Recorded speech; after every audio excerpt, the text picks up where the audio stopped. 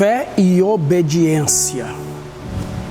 A palavra fala sobre a obediência de Abraão pela fé. Fé que não obedece não é fé.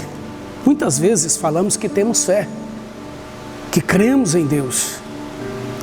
Mas esse crer em Deus que não leva à obediência à palavra dele, não é a fé que opera para a salvação. Pode ser uma fé intelectual, uma fé emocional, mas não uma fé salvífica. A fé que nos leva a encontrar em Deus a nossa salvação por meio dele, como diz o apóstolo Paulo, o justo viverá pela fé.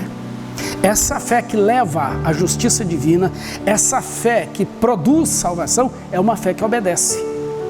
Se eu digo que tenho fé, mas não obedeço a Deus, então eu não tenho fé.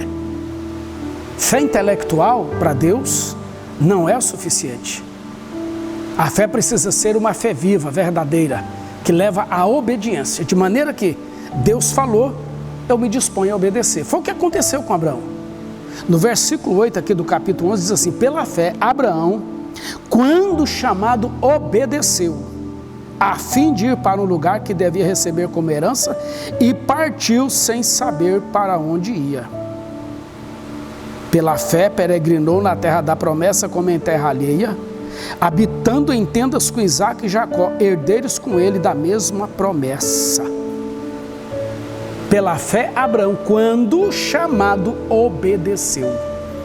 Você tem obedecido a Deus? Quando Deus fala com você, você diz: eis-me aqui, Senhor, envia-me a mim. Quando o Senhor fala com você, você se dispõe a obedecer? Você tem cumprido o propósito de Deus na sua vida? Abraão estava muito bem, na terra de Ur, cheio de riqueza, cheio de escravos, e a vida dele era uma vida boa.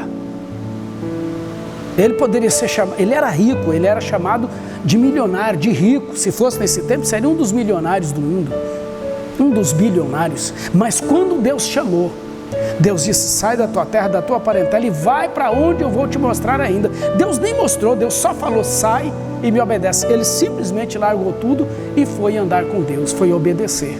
Por isso a palavra diz: pela fé, Abraão, quando chamado, obedeceu.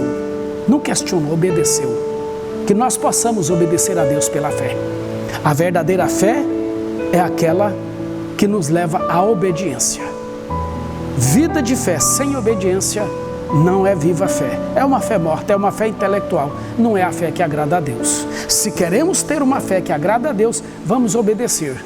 Vamos ser submissos à palavra e à ordem de Deus. Que Deus nos abençoe.